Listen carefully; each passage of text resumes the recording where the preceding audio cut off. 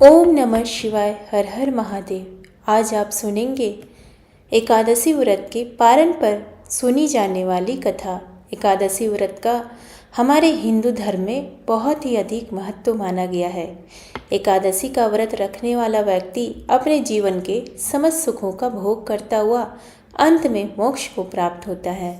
एकादशी का व्रत पूरे नियम अनुसार रखा जाता है और द्वादशी के दिन स्नान आदि से निवृत्त होकर भगवान श्री हरि विष्णु, लक्ष्मी माता और तुलसी माता की पूजा अर्चना करने के बाद में पारण की कथा सुनकर ही व्रत का पारण किया जाता है। जो मनुष्य द्वादशी तिथि के दिन भगवान श्री हरि विष्णु की पूरे विधि विधान से पूजा करता है और उनकी कथाओं को सुनता है, उसकी सारी मनोकामनाएं पूर्ण होती है। इसलिए हर विष्णु भक्त को एकादशी के दिन व्रत रखकर द्वादशी के दिन भली भांति श्री हरि विष्णु भगवान, माता लक्ष्मी और तुलसी माता की पूजा अर्चना करनी चाहिए। उसके बाद में उनकी कथाओं को सुनकर व्रत का पारण करना चाहिए। व्रत का पारण करने से पहले राजा अम्बरीश की कथा कही और सुनी जाती है।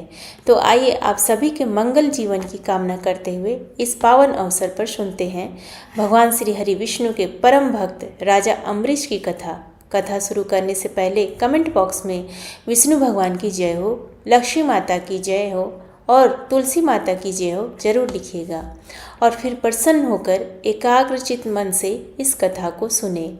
बोलो लक्ष्मीपति नारायण के अनंत स्वरूपों की जय हो। बोलो गणेश जी महाराज की जय हो।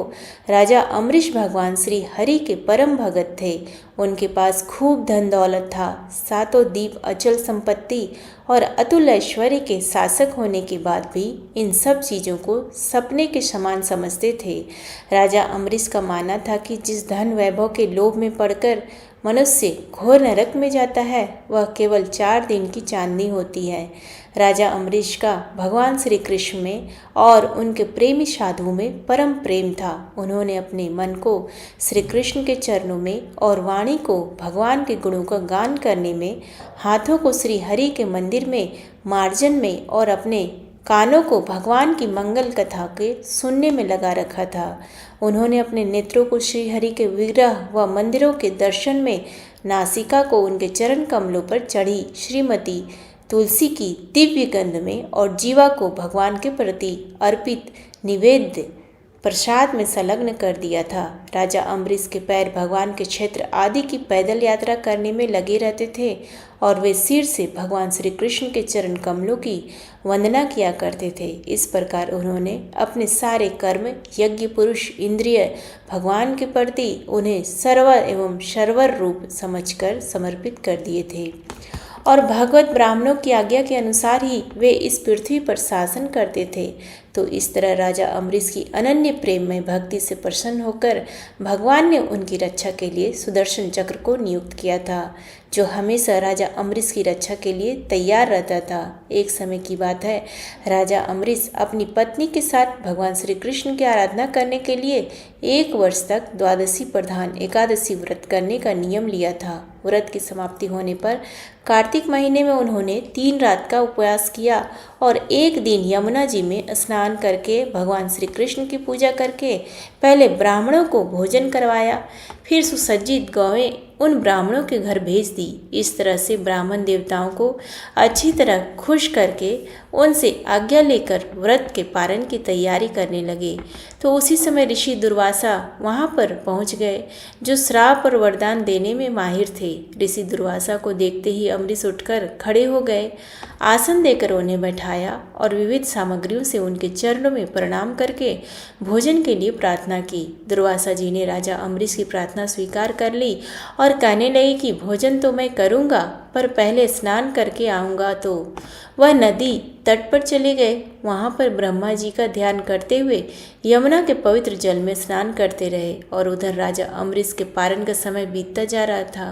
द्वादशी केवल 1 घड़ी भर की शेष रह गई थी। तो राजा अम्बरीश तो धर्म संकट में पड़ गए। तो ब्राह्मणों से परामर्श करने के लगे, कहने लगे कि ब्राह्मण देवताओं, ब्राह्मण को बिना भोजन करवाए स्वयं खा लेना और द्वादशी रहते पारण ना करना दोनों में ही दोष है। इसलिए आप मुझे ऐसा कोई उपाय बताओ जैसा करने में मेरी भलाई हो और मुझे पाप ना लगे। मुझे क्या करना चाहिए? तो सारे ब्राह्मण विचार करने लगे कि श्रुति में हो ऐसा कहा गया है कि जल पी लेना भोजन करना भी है और नहीं करना भी है, इसलिए इस समय तुम जल से पारण कर लो। तो ऐसा निश्चय करके मन ही मन भगवान का चिंतन करते हुए राजा अम्बरीश ने जल पी लिया और फिर दुर्वासा जी के आने का इंतजार करने लगे। दुर्वासा जी आवश्यक कर्मों से निवृत्त होकर यमुना तट से लौट आए। जब राजा ने आगे बढ़कर उनका अभिनंदन किया तब उन्होंने अनुमान से ही समझ लिया कि राजा अम्बरीश ने पारण कर लिया है, तो उन्हें गुस्सा आ गया। उस समय दुर्वासा जी बहुत भूखे थे, तो वह क्रोध से थरथर कांपने लगे और उन्होंने हाथ जोड़कर खड़े राजा अम्बरीश से कहा, अरे इसे देखो तो सही, यह कितना क्रूर है। धन के मद में मतवाला हो रहा है। भगवान की भक्ति तो इसे छू नहीं सकती। यह अपने आप को समर्थ मानता है, इससे बड़ा तो कोई है ही नहीं। इसने तो आज धर्म का उल्लंघन करके बड़ा अन्याय किया है। मैं यहाँ पर इनका अतिथि बनकर आया था, पर यह मुझे खिलाए बिना ही स्वयं भोजन कर लिया है। यह मेरे क्रोध से नहीं बच सकता। यह कहकर राजा अम्बरीश से कहने लगे कि जो गलती तुमने की है उसकी सजा तो तुम्हें भुगतनी पड़ेगी। मुझे भोजन करवाए बिना तुमने व्रत का पारण कैसे किया?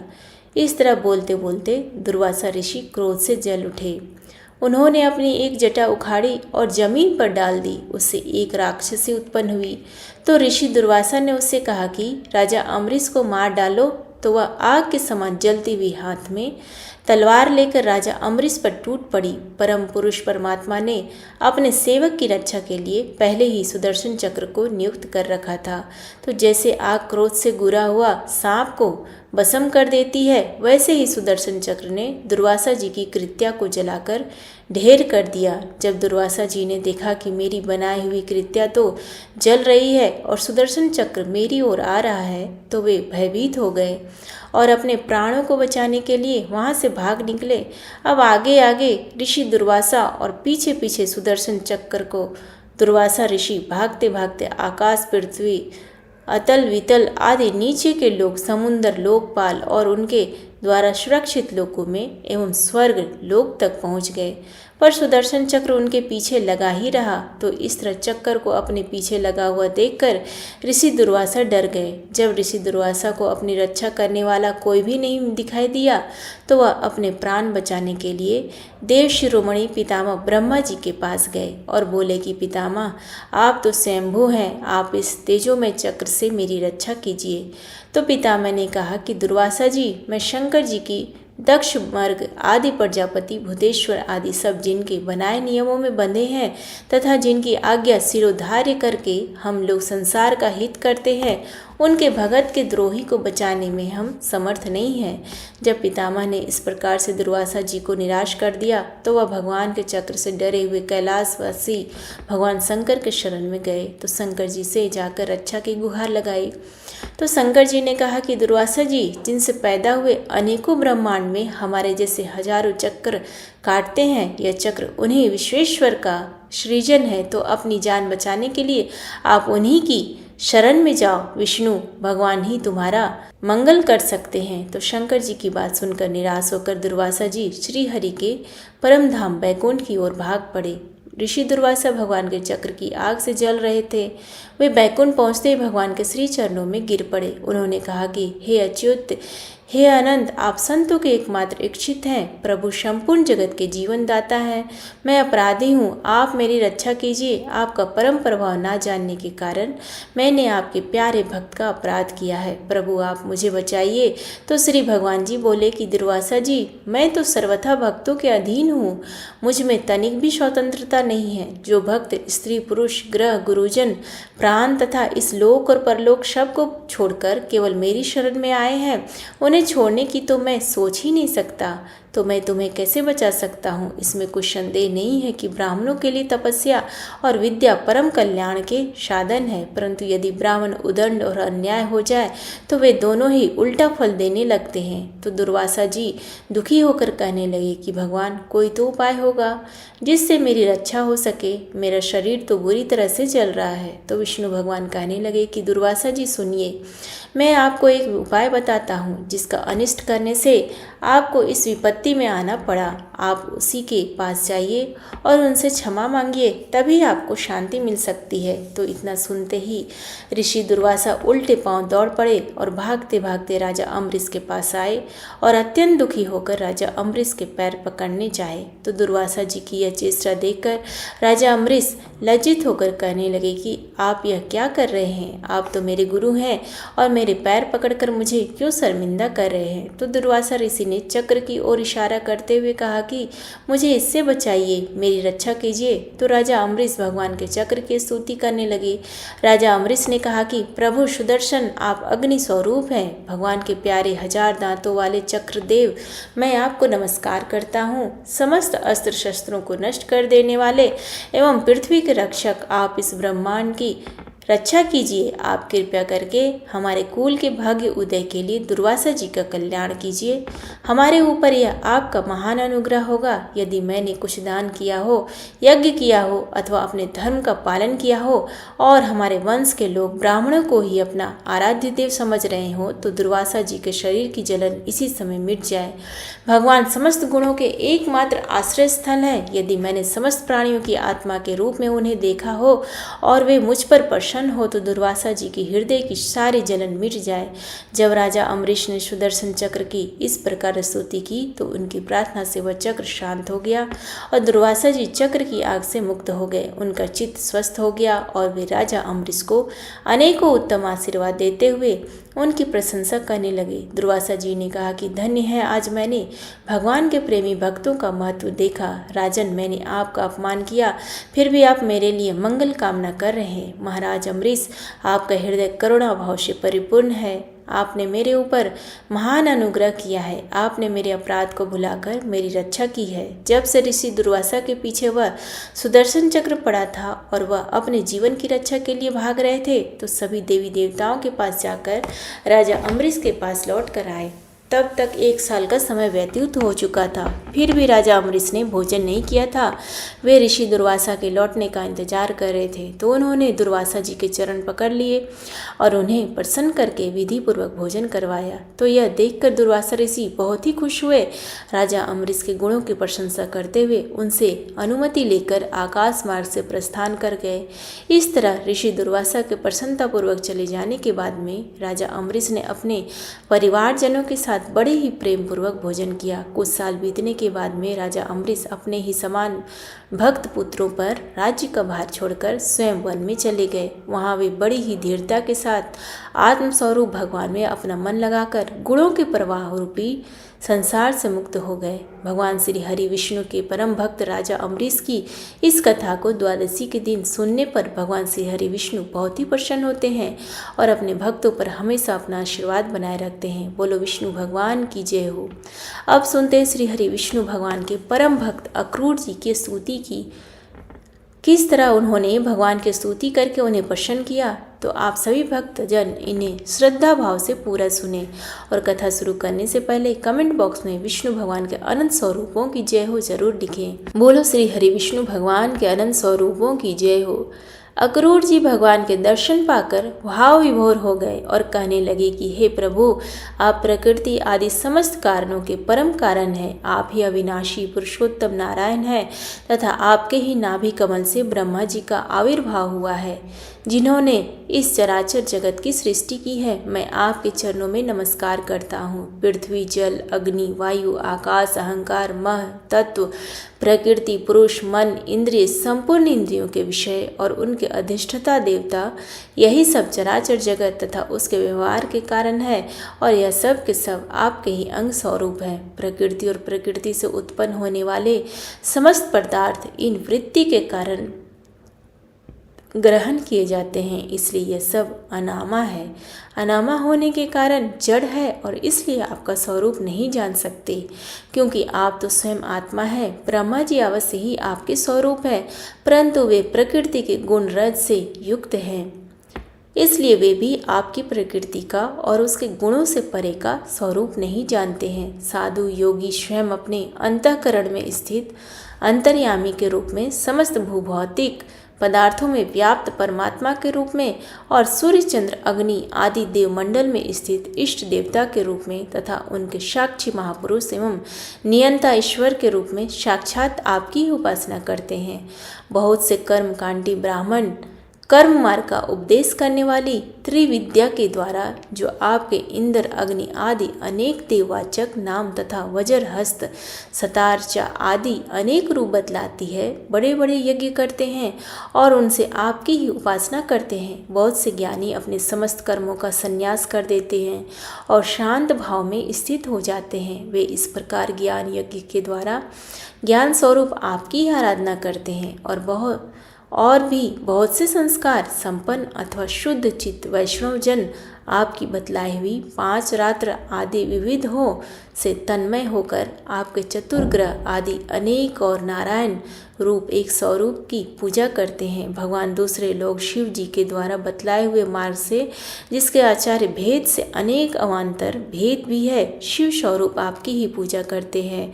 स्वामीन, जो लोग दूसरे देवताओं की भक्ति करते हैं और उन्हें आपसे भिन्न समझते हैं, वे सब भी वास्तव में आपकी ही आराधना करते हैं, क्योंकि आप ही समस्त देवताओं के रूप में हैं और सर्वेश्वर भी हैं। प्रभु, जैसे पर्वतों से सब और बहुत सारी नदियाँ निकलती हैं और वर्षा के जल से भरकर घूमती घाम समुद्र में प्रवेश कर जाती है, वैसे ही सभी प्रकार के उपासना मार्ग घूम घाम कर देर सवेर आपके पास ही पहुँच जाते हैं। प्रभु, आपकी प्रकृति के 3 गुण हैं, सत रज और तम। ब्रह्मा से लेकर स्थावर पर्यंत संपूर्ण चराचर जीव प्राकृत है। जैसे वस्त्र सूत्रों से ओतप्रोत रहते हैं, वैसे ही यह सब प्रकृति के उन गुणों से ओतप्रोत है, परंतु आप सर्वस्वरूप होने पर भी उनके साथ लिप्त नहीं हैं। आपकी दृष्टि निर्लिप्त है, क्योंकि आप समस्त वृत्तियों के साक्षी हैं। यह गुणों के प्रभाव से होने वाली सृष्टि अज्ञान मूलक है और वह देवता, मनुष्य, पशु, पक्षी आदि समस्त योनियों में व्याप्त है, परंतु आप उनसे सर्वथा अलग है, इसलिए मैं आपको नमस्कार करता हूँ। अग्नि आपका मुख है, पृथ्वी चरण है, सूर्य और चंद्रमा नेत्र है, आकाश नाभि है, दिशाएं कान है, स्वर्ग शीर है, देवेंद्र गणु है, समुद्र कोक है और यह वायु आपकी प्राण शक्ति के रूप में उपासना के लिए कल्पित हुई है। वृक्ष है और औषधियाँ रोम है, मेघ सिर के केस हैं, पर्वत आपके अस्थि समूह है और नख है दिन और रात पलकों का खोलना और मचना। प्रजापति जनेन्द्र है और वृष्टि ही आपका विरय है। हे अविनाशी भगवान, जैसे जल में बहुत से जलचर जीव और गुलर के फलों में नन्हे नन्हे कीट रहते हैं, उसी प्रकार उपासना के लिए स्वीकृत आपके मनोय पुरुष रूप में अनेक प्रकार के जीव जंतुओं से भरे हुए लोक और उनके लोकपाल कल्पित किए हुए हैं। प्रभु, आप क्रीड़ा करने के लिए पृथ्वी पर जो जो रूप धारण करते हैं, वे सब अवतार लोगों के शोक और मोह को धो बहा देते हैं और फिर सब लोग बड़े आनंद से आपके निर्मल यश का गान करते हैं। प्रभु, आपने वेदों, ऋषियों, औषधियों और सत्य व्रत आदि की रक्षा दीक्षा के लिए मत्स्य रूप धारण किया था और परले के समुद्र में स्वच्छंद विहार किया था। मैं आपके मत्स्य रूप को नमस्कार करता हूँ। आपने ही मधु और कैटव नाम के असुर का संहार करने के लिए हैग्रीव अवतार ग्रहण किया था। मैं आपके उस रूप को भी नमस्कार करता हूँ। आपने ही वह विशाल कच्छ रूप ग्रहण करके मंदराचल को धारण किया था। आपको मैं बारंबार नमस्कार करता हूँ। आपने ही पृथ्वी के उद्धार की लीला करने के लिए वराह रूप स्वीकार किया था। आपको मेरा बारंबार नमस्कार है। प्रहलाद जैसे साधु जनों का भय मिटाने वाले प्रभु, आपके उस अलौकिक नरसिंह रूप में को मैं नमस्कार करता हूँ। आपने वामन रूप ग्रहण करके अपने पंगोडलिया लिए थे। मैं आपको नमस्कार करता हूँ। धर्म का उल्लंघन करने वाले घमंडी क्षत्रियों के वन का छेदन कर देने के लिए आपने रघुपति परशुराम का रूप ग्रहण किया था। मैं आपके उस रूप को भी नमस्कार करता हूँ। रावण का नाश करने के लिए आपने रघुवंश में भगवान राम के रूप में अवतार ग्रहण किया था। मैं आपको नमस्कार करता हूँ। वैष्णव जनों तथा यदुवंशियों का पालन पोषण करने के लिए आपने ही अपने को वासुदेव, शंकरषण, परदुम और अनिरुद्ध इस चतुर्ग्रह के रूप में प्रकट लिया था। मैं आपको बारंबार नमस्कार करता हूँ। दैत्य और दानवों को मोहित करने के लिए आप शुद्ध अहिंसा मार्ग के प्रवर्तक बुद्ध का रूप ग्रहण करेंगे। मैं आपको नमस्कार करता हूँ। और पृथ्वी के क्षत्रिय जब मलीज प्राय हो जाएंगे तब उनका नाश करने के लिए आप ही कल्कि के रूप में अवतरित होंगे। मैं आपको उस रूप को भी नमस्कार करता हूँ। भगवान, यह सब के सब जीव आपकी माया से मोहित हो रहे हैं और इस मोह के कारण ही यह मैं हूँ, यह मेरा है, इस झूठे दुराग्रह में फंसकर कर्म के मार्गों में भटक रहे हैं। मेरे स्वामी, इस प्रकार मैं भी सौजनों में दिखने वाले पदार्थों के समान झूठे देव, पत्नी, पुत्र और धन, सौजन आदि को सत्य मानकर उन्हीं के मुंह में फंसा रहता हूँ और भटक रहा हूँ। मेरी मूर्खता तो देखिए प्रभु, मैंने अनित्य वस्तुओं को नित्य, अनामा को आत्मा और दुख को सुख समझ लिया। भला इस उल्टी बुद्धि की भी कोई सीमा है? इस प्रकार अज्ञान व सांसारिक सुख दुख आदि द्वंद्व में ही रम गया है और यह बात बिल्कुल भूल गया हूँ। आप ही हमारे सच्चे प्यारे हैं। जैसे कोई अनजान मनुष्य जल के लिए तालाब पर जाए और उसी से पैदा हुए शिवार आदि घास से ढका देखकर ऐसा समझ ले कि जहाँ जल नहीं है तथा सूर्य की किरणों में झूठ मूठ प्रतीत होने वाले जल के लिए मृग तृष्णा की ओर दौड़ पड़े, वैसे ही मैं अपनी ही माया से छिपे रहने के कारण आपको छोड़कर विषयों में सुख की आशा से भटक रहा हूँ।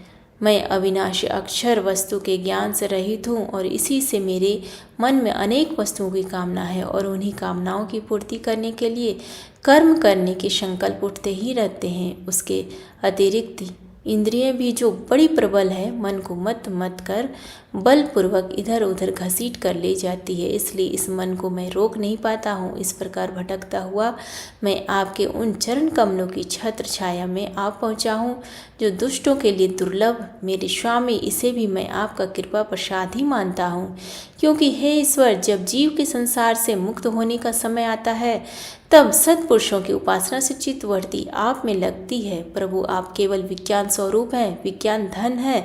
जितनी भी प्रतीतियाँ होती हैं, जितनी भी वृत्तियाँ, उन सब के आप ही कारण है, अधिष्ठान है जीव के रूप में एवं जीवों के सुख दुख आदि के निमित्त काल कर्म स्वभाव तथा प्रकृति के रूप में आप ही हैं तथा आप ही उन सब के नियंता ही हैं। आपकी शक्ति अनंत है, आप स्वयं ब्रह्मा है। मैं आपको नमस्कार करता हूँ।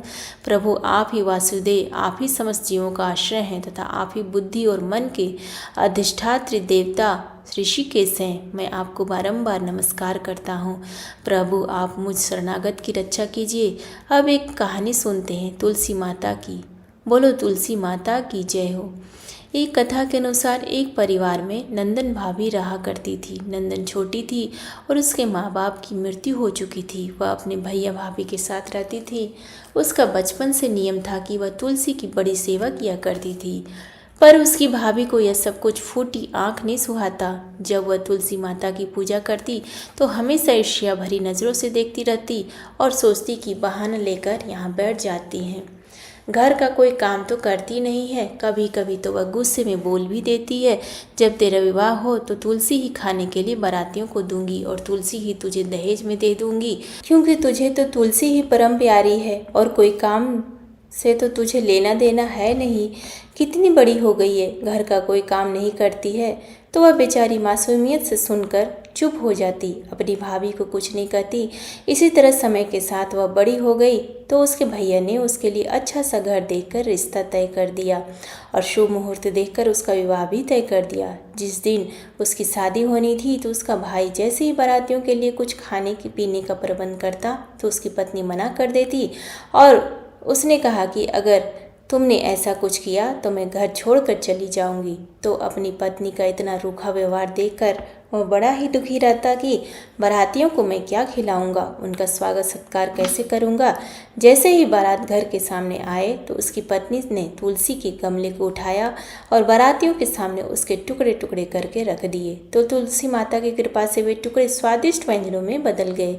फिर वह भाभी अपनी ननद के पास आई और तुलसी माता की मंजरी लाकर उसके माथे पर, कानों पर, गले में सजा दी और कहने लगी कि तुलसी से प्यारा तुम्हें कुछ नहीं है, इसलिए यही तुम्हारे गहने हैं, इन्हें पहनकर चली जाओ।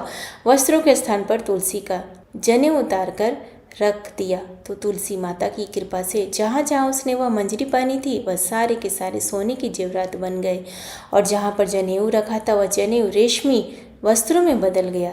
तो यह देखकर उसकी भाभी को बड़ी ही हैरानी हुई और उसका भाई मन ही मन बहुत ही खुश हो रहा था। अब वह तो ससुराल के लिए रवाना हुई तो उसके साथ तो खूब दान दहेज था। ससुराल पहुंचते ही बहुत बड़ाई हुई तो यह देखकर उसकी भाभी को बड़ी ही हैरानी हुई। सोचने लगी कि तुलसी की पूजा का इतना महत्व है। तो उसकी एक लड़की थी तो वह सोचने लगी कि मैं भी इससे तुलसी की पूजा करवाऊंगी तो इसको भी खूब धन दहेज मिलेगा। तो वह अपनी लड़की से कहती कि बेटा तुम भी तुलसी की सेवा किया कर, देख तेरी बुआ किस तरह तुलसी की सेवा करती थी तो खूब सारा दान दहेज लेकर गई है।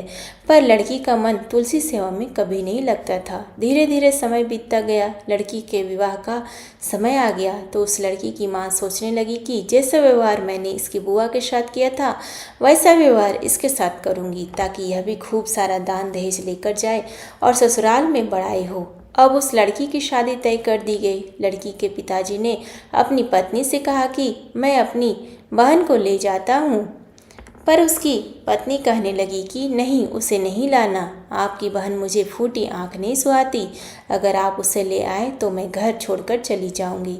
तो वह बेचारा मायूस होकर रह गया। अब जिस दिन बारात आनी थी तो लड़की का पिताजी बारात के स्वागत सत्कार के लिए तैयारियां करने लगे। तो उसकी पत्नी कहने लगी कि यह सब कुछ रहने दो, मैं अपने आप संभाल लूँगी, आपको चिंता करने की कोई ज़रूरत नहीं है।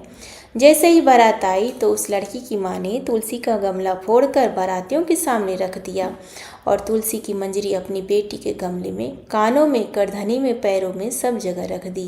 पर इस बार तुलसी माता का प्रकोप हुआ, गमले की मिट्टी वैसी की वैसी ही रही।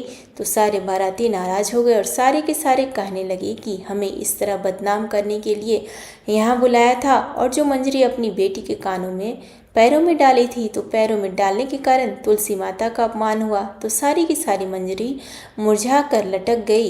इस तरह का व्यवहार देखकर बाराती दूल्हा और दूल्हे के पिताजी सारे नाराज हो गए और उन्हें अपशब्द कहने लगे। दूल्हे के पिताजी ने पहले तो कहा कि बारात खाली वापस जाएगी, पर बाद में सोचा कि गांव में बदनामी होगी तो अपने बेटे की शादी कराई और लड़की को विदा करके चल पड़े। तो यह सब कुछ देखकर उसके पति को बहुत ही दुख हुआ। उसे अपनी बहन की बहुत याद आ रही थी। तो उसने अपनी पत्नी से कहा कि अगर तुम कहो तो मैं अपनी बहन से मिलाऊं। तो वह कहने लगी कि हाँ ज़रूर मिलाओ, पर यहाँ पर लेकर आने की कोई ज़रूरत नहीं है। तो उसका पति कहने लगा कि मेरी बहन के लिए कुछ रख दो, खाली हाथ कैसे जाऊं। तो उसकी पत्नी ने थैले में ज्वार भरकर कहा कि यह ले जाओ और हमारे यहाँ कुछ भी नहीं है जो तुम्हारी बहन को दे सके। वह तो वैसे ही धनवान है। तो बेचारा ज्वार से भरी थैली लेकर दुखी मन से चल दिया और ये मन ही मन सोचने लगा कि कोई भाई भी कभी अपनी बहन के घर ज्वार लेकर जाता है। इस तरह सोचता हुआ वह गौशाला के आगे से गुजरने लगा तो उसने उस थैले को गाय के सामने ले जाकर उलट दिया। तो गोपालक ने यह देखकर कहा कि भाई तुम सोना मोती गाय के आगे क्यों डाल रहे हो।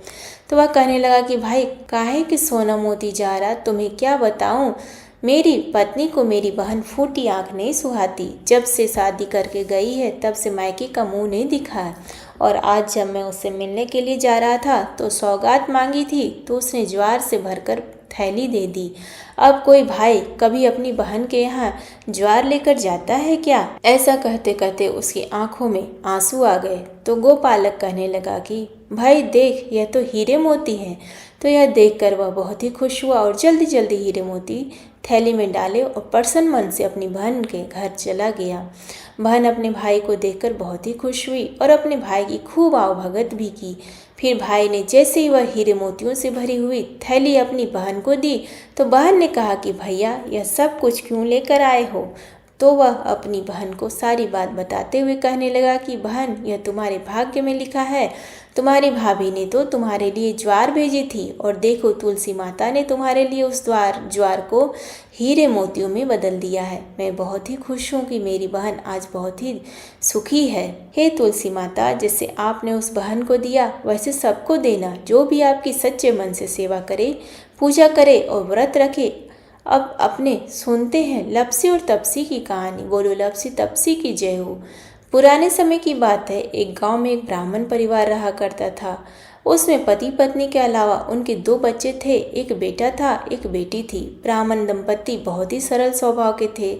समय मिलने पर प्रभु का स्मरण किया करते थे। उनकी बेटी बहुत ही संस्कारी और सुशील थी, लेकिन उनका बेटा आवारा किस्म का था।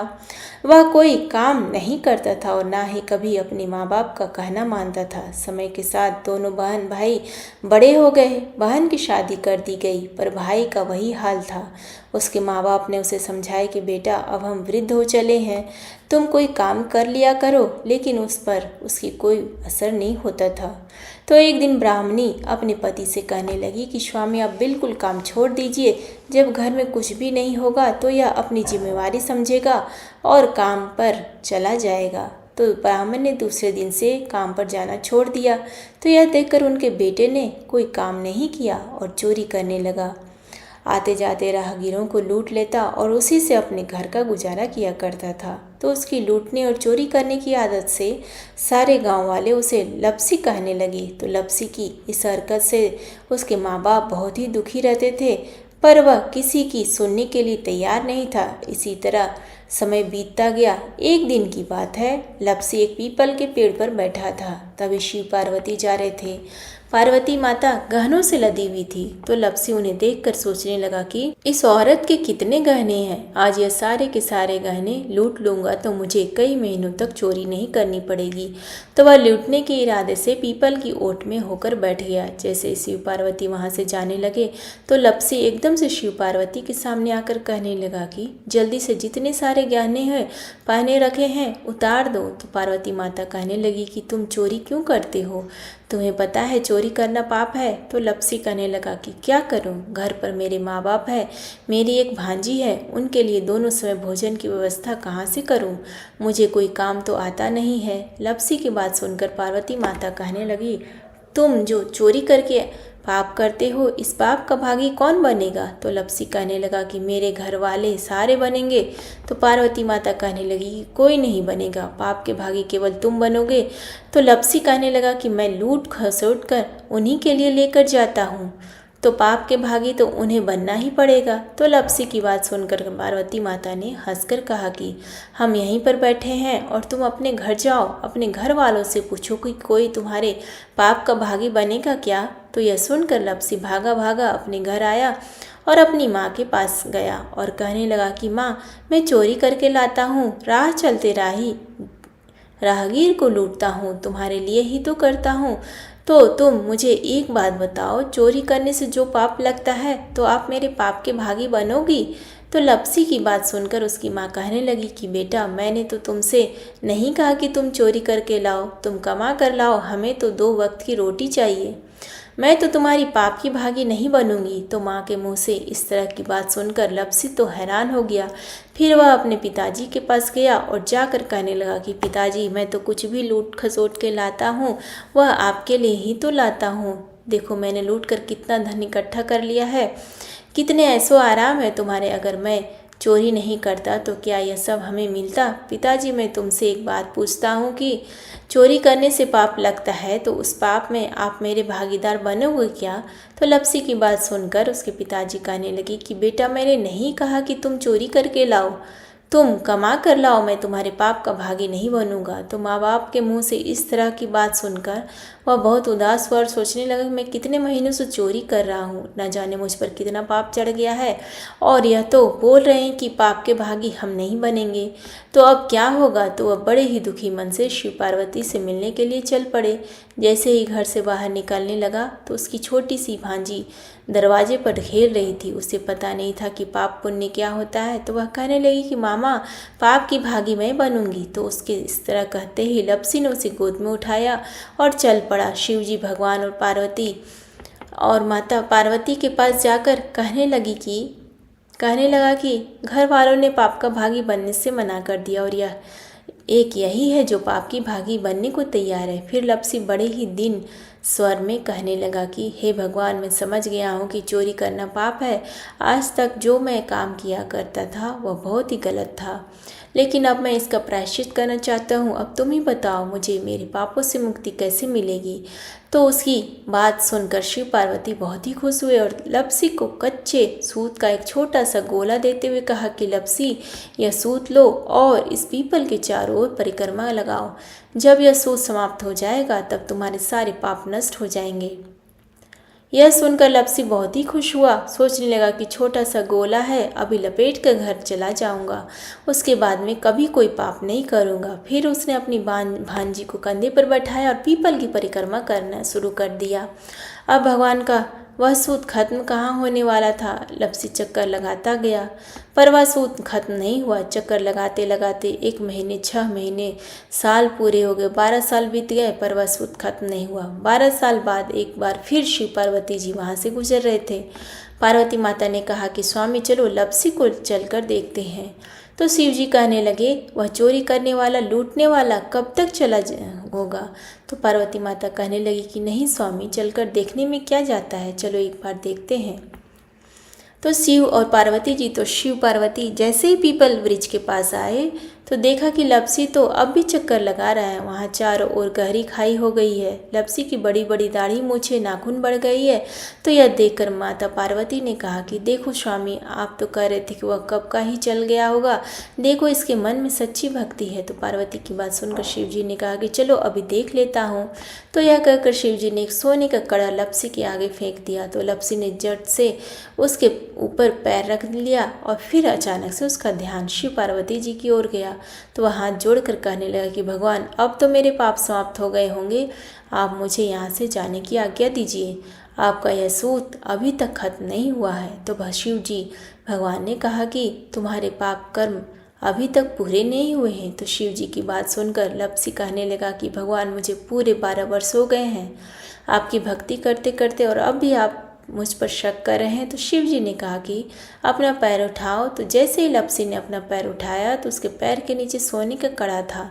तो यह देखकर लपसी शर्मिंदा हो गया और कहने लगा कि प्रभु, गलती हो गई, मुझे माफ़ करो, आगे से मैं ऐसी गलती कभी नहीं करूँगा। तो शिव जी कहने लगे कि नहीं लपसी, तुम्हारा पाप ऐसे पूरा नहीं होगा, अब तुम्हें 12 वर्ष तक और इसी तरह परिक्रमा करनी होगी, उसी के बाद तुम्हारे पाप समाप्त होंगे। यह कहकर शिव पार्वती वहाँ से चले गए और वह फिर से पीपल के पेड़ की परिक्रमा करता रहा। करते करते 12 साल बीत गए। 12 साल बाद में शिव पार्वती जी वहाँ पर आए तो उन्होंने देखा कि आज भी वह वहीं पर चक्कर लगा रहा है। तो शिव जी ने फिर उसके सामने सोने की अंगूठी फेंकी, पर उसने कोई ध्यान नहीं दिया। तो शिव जी भगवान प्रसन्न होकर कहने लगे कि हे लपसी, आज से तुम मेरी तपस्या करके तपसी बन गए हो। मैं तुम्हें वरदान देता हूँ कि तुम अपने जीवन में सारे सुखों को प्राप्त करेगा, और तूने 24 वर्ष तक मेरी भक्ति की है, इसका फल भी तुझे अवश्य मिलेगा। जो भी औरत गाय और कुत्ते की रोटी नहीं बनाएगी, उसका पुण्य फल तुम्हें मिलेगा। आंगन लीप कर दहलीज नहीं लीपेगी तो उसका पुण्य फल भी तुझे ही मिलेगा। अगर हमारे घर की बहन बेटी को हम सूट या साड़ी बहन स्वरूप देते हैं तो साथ में मोली का धागा और कुछ रुपए नहीं देंगे तो उसका पुण्य फल भी तुम्हें ही मिलेगा। अगर कोई दिए से दिया जलाए तो उसका पुण्य फल भी तुम्हें ही मिलेगा। अगर व्रत और पूजा पाठ में सारी कहानी सुन ले और तुम्हारी कहानी ना सुने तो उसका पुण्य फल भी तुम्हें ही मिलेगा। कहा जाता है कि तभी से सुबह पहली रोटी गाय की और सुबह की अंतिम रोटी छोटी बनाई जाती है और शाम को अंतिम रोटी बड़ी बनाई जाती है जो कुत्ते की होती है, और दिए से दिया भी नहीं जलाया जाता है। घर की बहन बेटियों को सूट और तीव के साथ बहन स्वरूप कुछ रुपए भी जरूर दिए जाते हैं। उसी दिन से हर व्रत कथा के बाद में लपसी तपसी की कहानी जरूर सुनी जाती है। कथा समाप्त होने पर कहा जाता है कि लपसी का फल लपसी को मिले, तपसी का फल तपसी को मिले। हमारी पूजा पाठ का, हमारे व्रत का और हमारी कहानी का पुण्य फल हमें मिले। बोलो लपसी तपसी की जय हो। यह थी एकादशी व्रत की पारण की कथा। समाप्त होते ही कमेंट बॉक्स में श्री हरि विष्णु जरूर लिखिएगा। आप सभी की मंगल कामना के साथ ओम नमः शिवाय, हर हर महादेव।